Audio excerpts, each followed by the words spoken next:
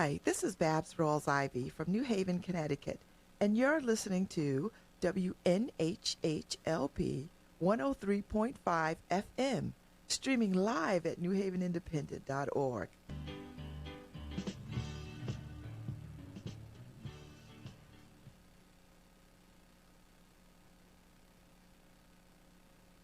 LoveTalk. I am beyond over the moon delighted today because January is National Human Trafficking Prevention Month. And every year since 2010, presidents have dedicated this month to raise awareness about human trafficking and to educate the public about how to identify and prevent the crime. In 2000, Congress passed the Victims of Trafficking and Violence Prevention Act, aimed at combating human trafficking, especially involving the sex trade, slavery, and involuntary servitude. 10 years later, President Barack Obama proclaimed January as National Slavery and Human Trafficking Prevention Month. I am delighted to welcome the sisters of the Waterbury chapter of the Links, along with Tamara Clark from Love 146, to have this very important discussion on human trafficking and what that looks like, so that we help raise awareness, dispel some of the myths, and to open our eyes and awareness of what is happening right here in our own backyard. So welcome, Nicole. I know you want to share a little bit about the Links and what y'all do and who y'all are. Okay, I'll be very brief. Good morning. Good morning. Good morning. My name is Nicole Nunez, and I'm a proud member of the Waterbury chapter of the Links Incorporated. Many watching may say, well, what is the Links? Well, I'm proud to give you a quick overview. On November 9th, in 1946, two visionaries who later became our founders, Margaret Roselle Hawkins and Sarah Strickland Scott, founded the Links Incorporated. Today, our membership consists of 16,000 or more professional women of African American descent. We have 292 chapters located in 41 states, including the District of Columbia, Commonwealth of Bahamas, and the United Kingdom. We are one of the nation's oldest and largest volunteer organization made up of extraordinary women committed to enriching, ensuring a culture of economic survival and of African Americans and other persons of African descent. Links hold true to our values of friendship, integrity, honesty, and service, to name a few. Links are distinguished women who are achievers, influential decision makers, business-minded, civic leaders, role models, mentors, activists, and volunteers. Links cultivate in the community through our programming. Our programming consists of 5 facets: services to youth, the arts, national trends and services, international trends and services, and health and human services. Today, along with Babz, we recognize our international trends and services, which focuses on our efforts to combat human trafficking. Today, the super amazing Waterbury chapter of the Links Incorporated are happy to partner with Babz to discuss what Homeland Security calls the modern day slavery, human trafficking. Thanks for having us, Babz. Oh, it's my pleasure. My absolute pleasure. I'm a huge fan. Some of y'all sisters are my sisters, and very true. And so I commend y'all. Tamara Clark, I'm so happy to have you here, because I know the good work that Love 146 does. Tamara Clark holds an MS, serves as a Connecticut Survivor Care Director for Love 146. She is responsible for overseeing all aspects related to service coordination and implementation within the Connecticut Survivor Care Program. She holds a bachelor's degree in human services and a master's degree in nonprofit management. She brings 15 years of experience providing direct service and managing family systems, such as early childhood education, home visiting, parenting education, care coordination, and homelessness systems to this important work. She believes everyone has a life purpose and is passionate about helping others recognize their strength and work towards addressing barriers that hinder their purpose-filled lives. So for the folks out there who do not understand human trafficking and think that it's somehow that only happens in other parts of the world, we have a human trafficking issue in this country. We have a human trafficking problem in Connecticut. So jump in, any one of you all, to talk about why did the Links decide to take up the mantle of raising awareness around human trafficking? Because this is not an easy conversation to have in our in our communities at all. So talk to me, why did y'all pick this as something? And I know this is not the first time you had this conversation, because I was doing some homework, and y'all have been trying to raise awareness around human trafficking for quite some time. Well, one thing, for so long, it has been the quiet, kept form of slavery. And 9 times out of 10, individuals who are trafficked look like you and I, or have some type of disparity. They're not Caucasian.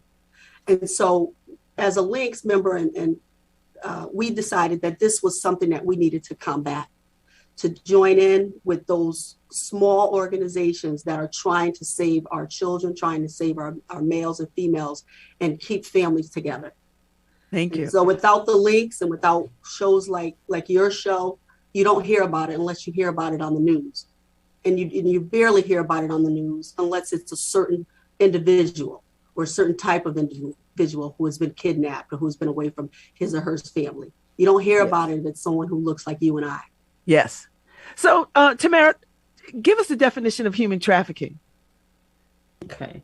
So human trafficking is any situation of exploitation that a person cannot or refuse to leave because of threats, violence, coercion, deception, and or abuse of power.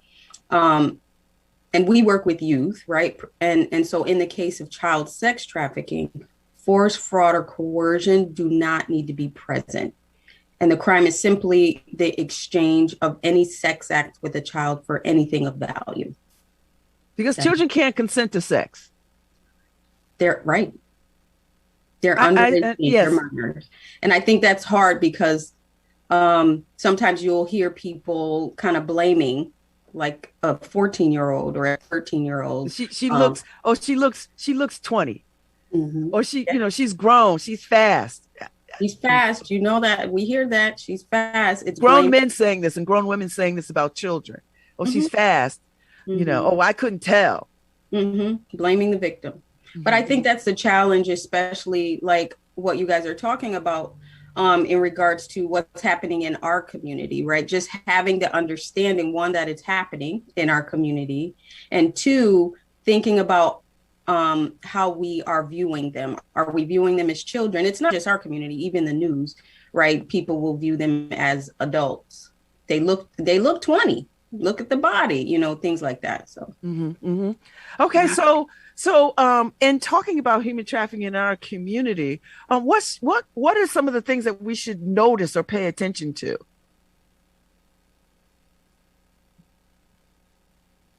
You're muted. I'm sorry. I'm gonna put that on a t-shirt.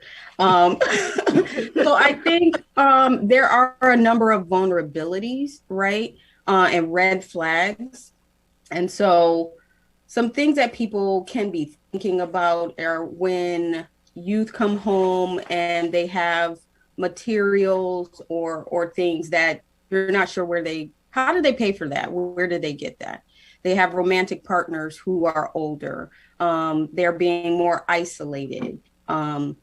Things of that nature where you need to just really look at and kind of question who they're hanging out with and things like that.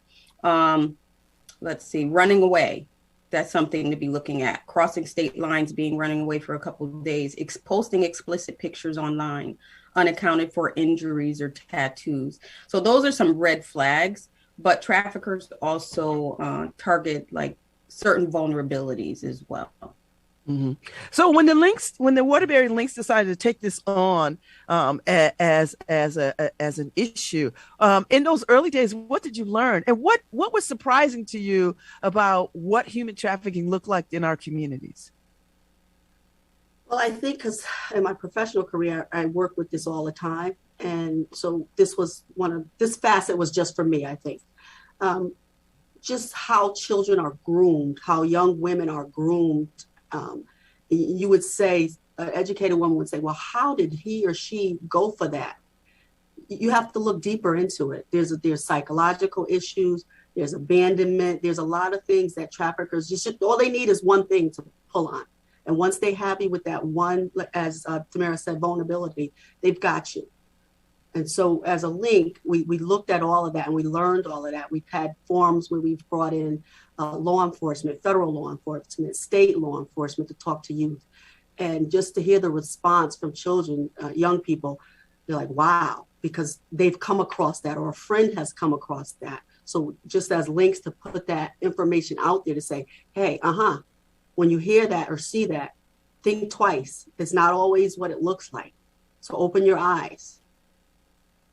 So Tamara, this sounds like, how do parents have these conversations with kids? How do teachers have these conversations, or how do schools have these conversations about this uneasy subject matter?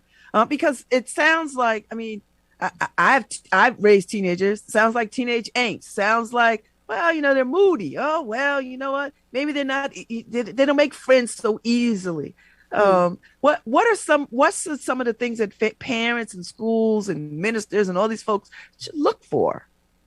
Well, I think first we have to start with one, acknowledging, right, that it's happening in our country, in our state, in our neighborhoods. That's the first part, right? We have to acknowledge that. And I think before they try to have the conversation, educating themselves, right, on the facts, the myths, right? Our website is great for that, obviously, right? I'm going to plug Level 146, but educating themselves on grooming, as Nicole said, educating themselves on what is child sex trafficking or even labor trafficking, right? Talking about consent, what is coercion, right? All of those things. So I think there's a number of things to educate themselves on first, and then kind of spread the word. And yes, sitting down and talking with young people about internet safety.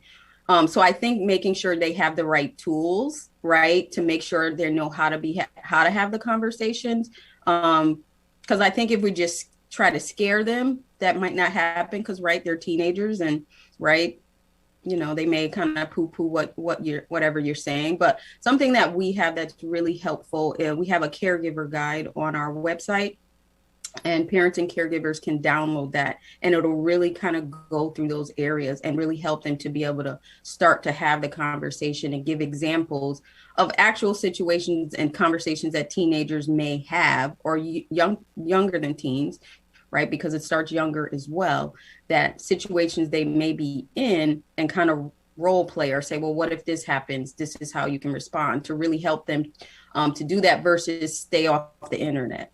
That may not work. Yes, because that's the parents' first go-to, yeah. Right? Like, I mean, I know I've said it, so I know. Right. How do we empower parents to feel confident enough to sort of say, instead of saying, I know not my child, I would know, or I would know if my child is being coerced or bullied or trafficked. I would know this because that's my child.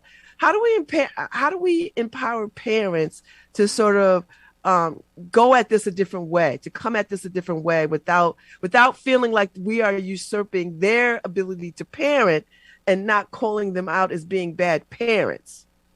I could go first really quick. I think like forums like this one, Babz, forums in the schools, Q&A in the school, and having, if you're able to have a real live individual who was trafficked. I think I've been in forums where we've had that real life individual. It opens the eyes to the kids and the parents. And when they leave, it leaves that door open to further that conversation, because the kids now see that this is real. This young lady, this young man went through this. They told their horrific story. And like I said before, I've seen some of those signs. So you see the signs and you see a real person expressing what they went through and how they fought and how they made it back. It opens that door to continue the conversation. So Tamara, does it help when survivors of human trafficking speak to folks about their experiences? Does that put a face to a problem so that it is no longer invisible? I think it can. So I think it should be up to survivors, right?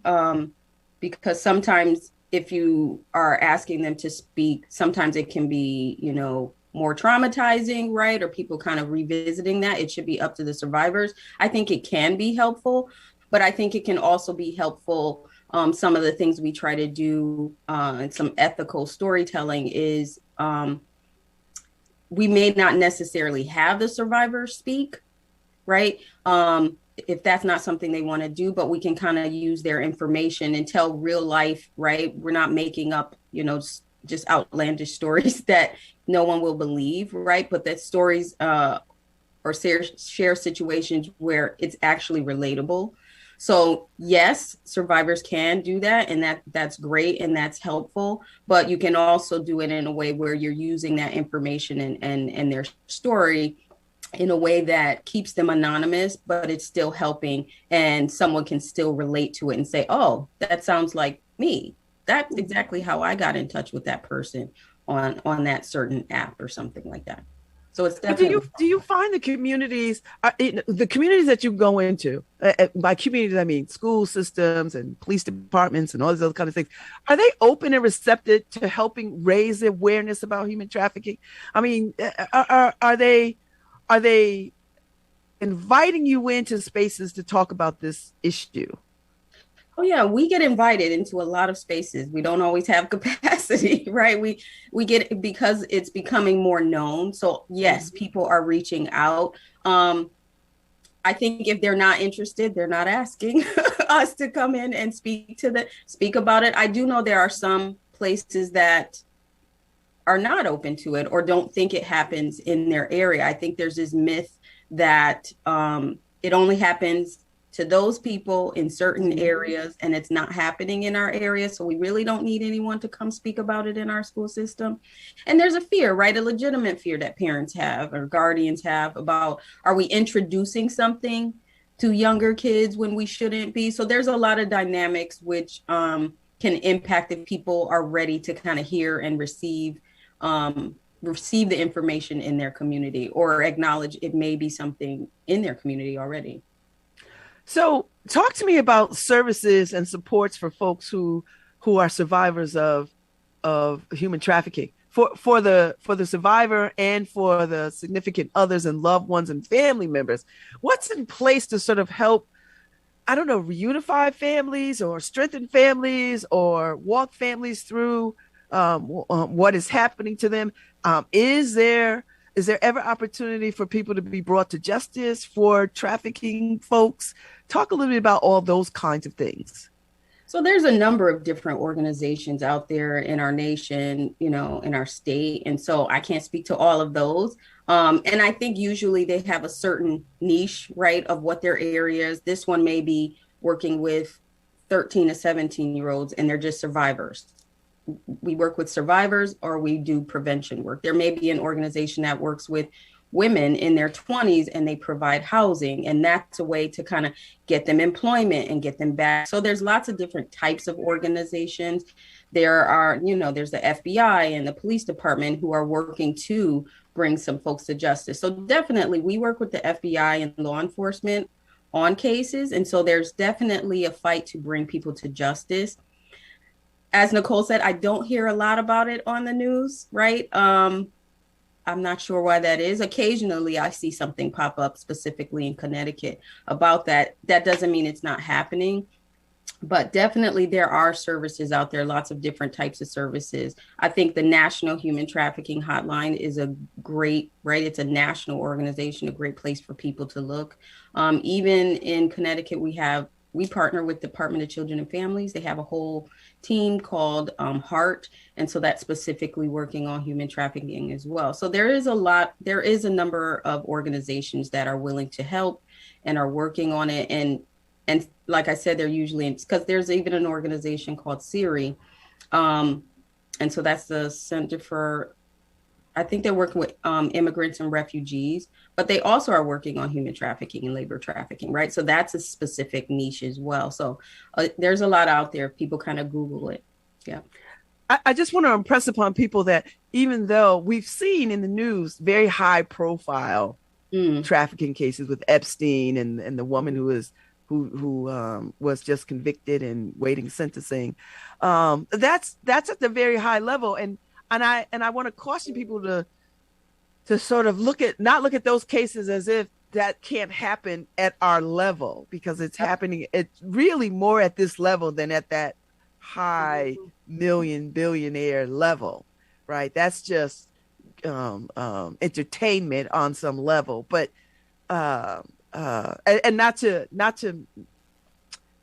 say that what has happened to those young women at the hands of Epstein and all those that partnered with him for entertainment, but we have a real problem at this level, at the local ground level, and trying to raise awareness about that and connecting the dots so that people will understand that this is happening in our communities with folks who live next door to us or across the street from us or around the corner from us, that they're not just rich playboy type people who are throwing money around, that this is a real issue. Talk a little bit, talk a little bit about what the profile looks like, what you've seen the profile look like of folks who are doing this business of human trafficking.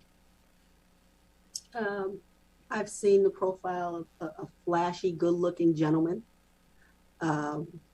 who has the nice car with the nice rims and is dressed nice, and he impresses himself upon a skinny, young, naive young lady who has very low self-esteem, and he approaches her, and she just lights up like a Christmas tree. Who is this hunk? And he's after me.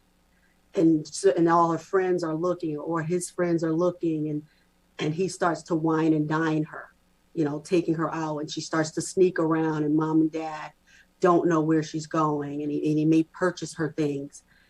And once she's in his claws, it's hard to release her back to mom and dad because he makes her feel secure. Mm-hmm. Mm-hmm. Mm-hmm. And what's it not very different than a pimp. Exactly. Right? Not very different than a pimp that uses psychological tools and emotional tools to ensnare young folks. Do you ever see women trafficking children and people? Mm-hmm. Yes. And their own children. Absolutely. Yes. Yeah. I would say traffickers don't look like any one stereotype, right? Definitely what you said, Nicole, those romantic partners. But we've connected in situations where the exploiters have been family members, peers, teenagers, right? Romantic partners, like you said, educators, employers, community leaders, clergy. And that's what makes it right. That's what we want people to understand. It isn't those people over there. Right. Like you're not going to see a flashy guy. I mean, it's not going to be obvious, right? Like no, they really are not obvious. Right. It's not obvious. It's hidden and it's right in front of us. Mm-hmm. And that's what makes it so prevalent and people not understanding what's happening because it's just right in front of you. So is there a hotline or is there a number? Like if there's some folks who are listening, and I know there are, who can they call if they want more information or if they suspect? Maybe they suspect not in their house, but maybe next door. They suspect something is happening. What should they do? If someone suspects human trafficking, and even if you want to be anonymous, right, you can call the DCF care line.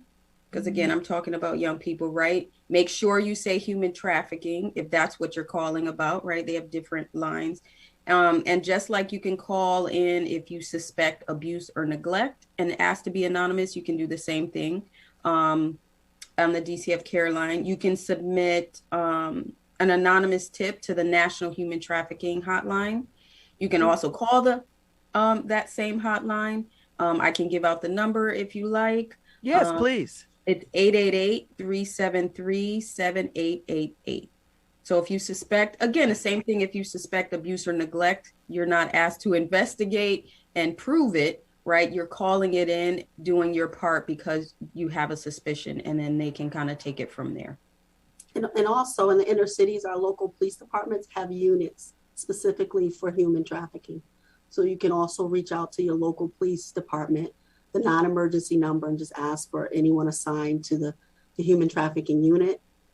so that you would have someone local right in your community. And most of the inner city police departments have that task force, and they are usually joined by the FBI. One member is a part of the FBI. They're part of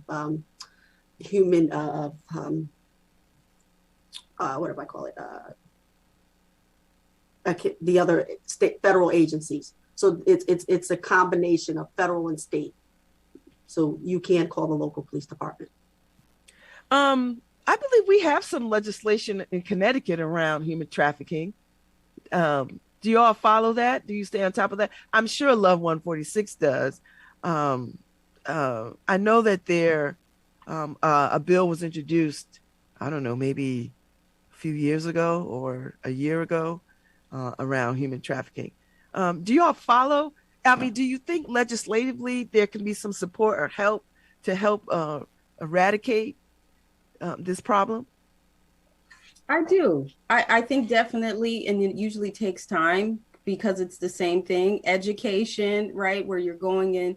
And I think maybe was it 2 years ago, we had gone to the legislative office to speak about human trafficking and talk about that, even to talk about how race plays a part in that, and just to educate legislators so that, you know, they had that understanding and can support any bills that are coming out around that. And so it takes time, but it's definitely possible, right? Years ago, we weren't talking about human trafficking, right? And so progress has been made and it continue to be made. I think we have to attack this at all different fronts, right? Prevention, working with survivors, legally, right? All of the areas we have to kind of be involved with. Mm-hmm, mm-hmm. So talk to me a little bit about success stories that you've seen, because I mean, I want people to understand that their life does not end because this happens to them, that there is opportunity for them to rise above or create a better life for themselves after the fact. Do you know stories like that? Do you know people who have overcome and thrived past what has happened to them? Is that just for me? Yes. Oh, okay. Oh, yes, definitely. Definitely. And I think we have seen young people go through their journey, and it's usually not a straight line, right? It's here, it's there, it's up, it's down, it's back, right? But definitely youth graduating high school, even though they were dealing, right, and working on their healing through this, getting into college and now having their own apartment, right? And so we've definitely seen progress. And sometimes we get folks who call us back when they're 25 and say, hey, I just graduated college. Do you want to come to my graduation? Right? You know, still working through what they need to work through in their healing, but there is support out there and helping folks to kind of, there are even therapists who are versed in human trafficking as well, who can help folks kind of work through that journey. So definitely it's possible, and we've seen it. So we have a survivor with us, and I wanted to know if they feel comfortable talking about their experience, and if they could unmute themselves. I'd be happy to hear their story and talk a little bit about where they are in their lives. Welcome. Hi, how are you? I'm good. How are you? Excellent. Thank you for having me today. Oh, thank you for being brave enough to come on. I know this is not an easy conversation to have. And at some point you'll probably get tired of talking about this. But can you share, if whatever you feel like sharing, about what has happened to you and where you are in your life?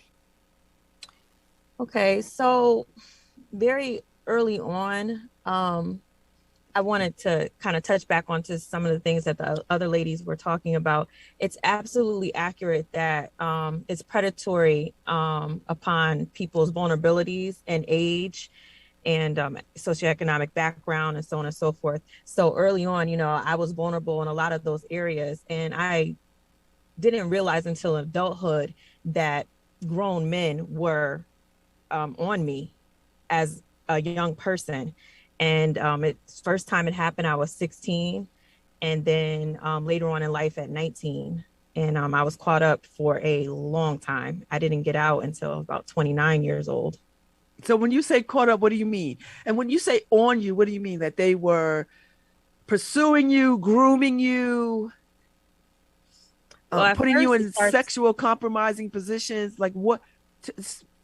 Be as talk a little bit more in depth about that if you feel comfortable. I don't mind. At first, it starts out they're pursuing. They see somebody that fits what they need or want, that they can exploit. And now they have to draw you in. And a lot of times they use like the romantic, that in my case, I should say, type of pursuing, efforts. And they take their time, however long it needs. I've had people, take a very long time. And then, once they have you in their hooks, then they'll introduce, oh, I need you to do this for me, or so on and so forth. And because you care and you feel like you trust this person and you're so young, for many reasons, I'm sure, you do it. Mm-hmm. Mm-hmm. And so you said 16, 15, 16. The first time I was 16, headed towards 17. Yes. Okay. And how did you get free? What was the catalyst to your freedom? At the end, when I left at 29? Yes. What happened? Oh, I think maturity happens to you, and you're told the same lies over and like nothing changed. And I think in any relationship, there's no growth and things become obvious. You're like, this is just ignorance, and it's, I was told, oh, we're going to be a team, and, you and all these other young ladies will work together. We'll put our money together and all of this stuff. And that's just not what was happening. No one was being more used than I was. Not to say, I should take it back, because people probably get used individually to what works to, feed the main person's need, but eventually your eyes open. Hopefully you probably knew early on, but you were in denial. Mm-hmm. And so what did your family say? Were they aware? And was there anything that they could have said to intervene, to stop this earlier? Talk a little bit about that. In my specific situation, I didn't have family support. I'm a product of foster care and residential placements, and I've been all over the state of Connecticut and probably your home and everybody else's home. So by the time you get to your teenage years, less and less people are active in your life, whether they're family members or just any outside agency. And you're just out there, at least back then, you were just out there for the streets, And so back then, no one asked questions, no one cared. I was a runaway for a while. Some people might talk to me and say, you need to go home, but they didn't even know what was going on at home, really. Home was terrible. So Tamara, listening to her tell her story, I hear the vulnerabilities. I see all the vulnerability points where makes this an ideal situation for somebody to take advantage of a young woman. Mm-hmm. Mm-hmm. Absolutely. So talk a little bit about that, because to me, it sounds like there was no intervention or adult supervision attuned enough to sort of pay attention to what was happening to her. I mean, do you feel like that's true, ER? Do you feel like there was no adult oversight?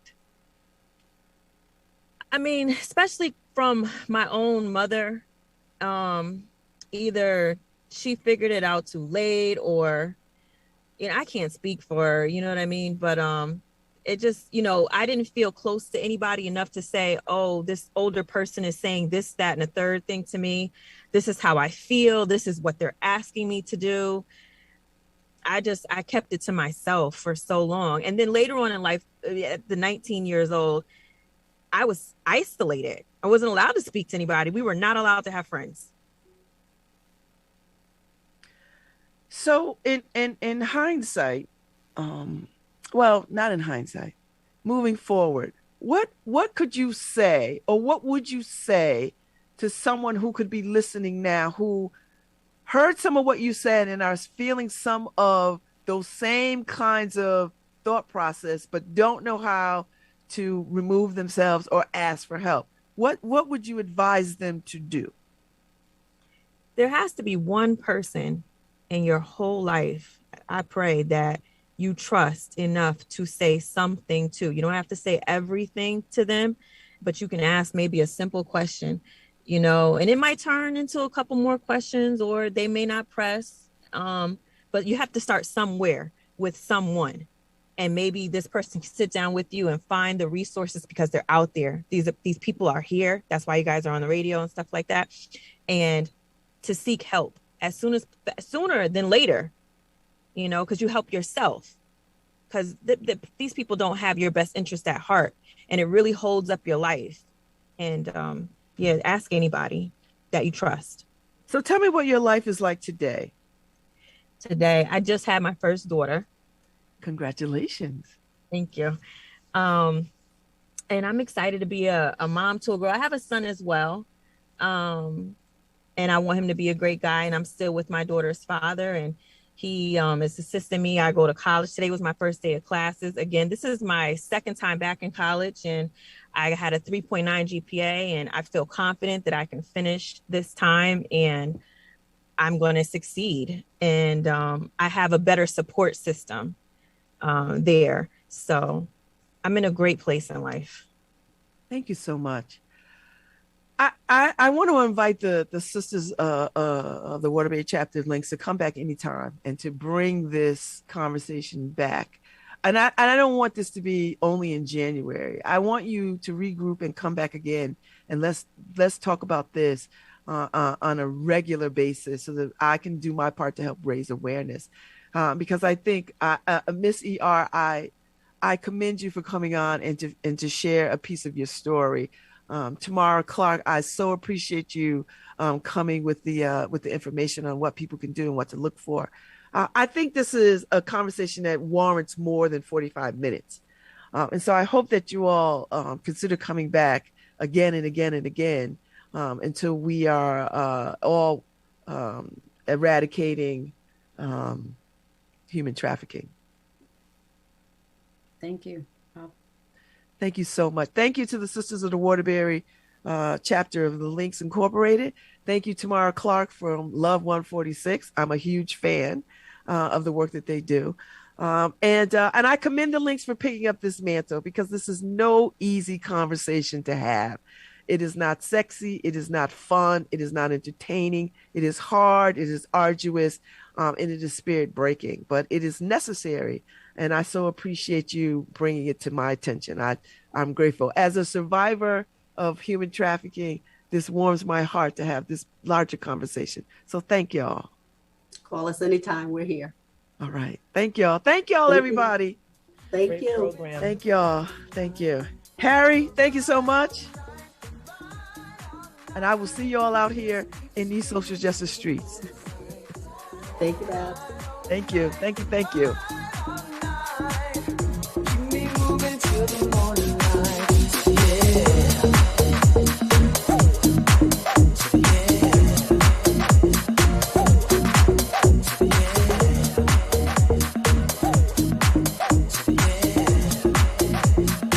All right. Thank y'all. Tomorrow, my guest will be I'm doing a lot of talking. Tomorrow I'm talking with the folks from Make Haven. J.R. Logan and Jay Johnson from Make Haven. If y'all don't know Make Haven, tune in tomorrow. I think you'll appreciate what they do over there. You may even want to join them. I'll see y'all tomorrow. Be safe out there in this COVID.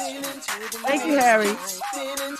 Wheels keep spinning till the morning light.